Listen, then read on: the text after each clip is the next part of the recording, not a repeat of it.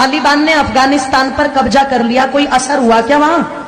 सांसदों को भी रातों रात सब कुछ छोड़ करके निकलना पड़ा कि नहीं निकलना पड़ा? बोलो, तुम्हें क्या लग रहा है तुम्हारे देश में ये स्थिति नहीं बन रही? तुम्हारे बीच से अगर किसी एक बहन बेटी ने कोई बात टीवी डिबेट के ऊपर बोल दी और वो बोली है जो लिखा हुआ है, प्रमाण है, वो झूठ नहीं है, वो कोई अलग से निकाल करके नहीं बोली। अगर किसी 80 साल के खूसड़, ध्यान रखना, मुसलमान को शादी करनी होती है तो वो यही उदाहरण उठा करके लाते हैं, यही वाले। पर आज यही बात अगर किसी बहन बेटी ने बोल दी और उनकी तादाद, उनकी हिम्मत देखो इतनी बढ़ गई कि उन्होंने जगह जगह देश के अंदर आग लगा दी। जब तुम्हारे शिव जी के बारे में बोला तो किसी के कानों पर चू तक नहीं रेंगी। तुम्हारी माता पार्वती के बारे में बोला तब कानों पर चू तक नहीं रेंगी। उन्होंने सीता को व्यभिचारिणी बता दिया तो तुम्हारे कानों पर चू तक नहीं रेंगी। सरेआम वो मौलवी बैठ करके टीवी डिबेट में हिंदू देवी देवताओं का अपमान करते रहे, किसी के कानों पर चू तक नहीं रेंगी। कोई भेड़िया नहीं निकल के आया, पर एक बात नुपुर शर्मा ने कह दी और सारे कुत्तों के झुंड निकल करके सड़कों पर आ गए। जरा सोच करके देखो, तुम्हें क्या लगता है ये षड्यंत्र नहीं है? तुम्हें क्या लगता है ये पहले से कोई योजना नहीं है? आप जाते हो इबादत करने के लिए और उधर से एकदम से इतने पत्थर तुम्हें कहां मिल जाते हैं कि पुलिस वालों को पीछे हटना पड़ता है, पर वो पत्थर खत्म नहीं होते।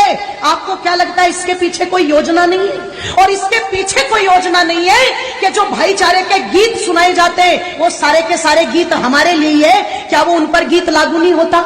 अगर इतने शांति के स्थापित करने वाले हैं, अगर इतनी अल्लाह ताला की इबादत करने वाले हैं, तो जब नुपुर शर्मा के लिए देश में आग लगा दी तो जिन कुत्तों ने, ध्यान रखना, कन्हैया लाल की गर्दन काटी है, उनके लिए भी सड़कों पर आना चाहिए था कि नहीं आना चाहिए था? तब तो पता लगे कि ये भाईचारे का पाठ दोनों तरफ से चल रहा है। और तुम एक पक्ष को लेकर के आग लगा दो देश में और दूसरे पक्ष पर तुम दुदकारी नान करके बिल में घुस जाओ, इससे पता नहीं लगता। ध्यान रखना, इसलिए थोड़े से सचेत हो जाओ। थोड़ी सी तो आवश्यकता है आप लोगों को जागरूक होने की। थोड़ा सा तो विचार और मंथन चिंतन माताओं तुम भी करो कि तुम कर क्या रही हो आज। एक एक तुम्हारा बेटा, उसे तुमने इतना फुसफुसिया बना दिया, इतना फुसफुसिया बना दिया कि वो 15 मिनट धूप में नहीं खड़ा हो सकता, वो 2 किलोमीटर पैदल नहीं चल सकता। वो इतना फुसफुसिया सुख सुविधाएं देकर के बना दिया, सपना सजा करके बैठे, हम तो इतनी संपत्ति जोड़ के देके जाएंगे, हम तो इतना बैंक बैलेंस जोड़ के देके जाएंगे, हम तो इतने बड़े बड़े मकान दे करके जाएंगे। एक बात मेरी याद रखना, चाहे सब भूल जाना, एक बात मेरी पर याद रखना, सब भूल जाना। जिस दिन जिसकी तादाद ज्यादा होगी और जिसकी हुकूमत ज्यादा होगी, तुम्हारे कोठी बंगलों पर राज तुम्हारे बच्चे नहीं करेंगे, वो करेंगे। तुम्हारे उस पैसे को तुम्हारे बच्चे नहीं बरतेंगे, वो बरतेंगे।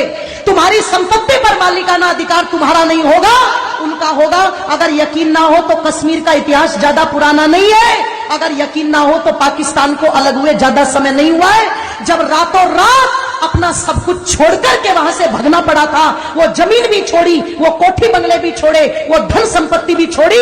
और इससे ज्यादा और दुर्गति क्या होगी कि छोटे छोटे दुधमुहे बच्चों को अपना पेशाब पिला पिला करके भारत तक उनको लाना पड़ा। तुम सोच करके देखो, ये स्थिति हो चुकी है। और अगर ये पहले हो चुका है, आगे नहीं होगा, ऐसा बिल्कुल भी मान करके मत चलना। क्योंकि जो कौम अपने भूले इतिहास से शिक्षा नहीं लेती, उस कौम के मिटने में कभी भी देर नहीं लगती।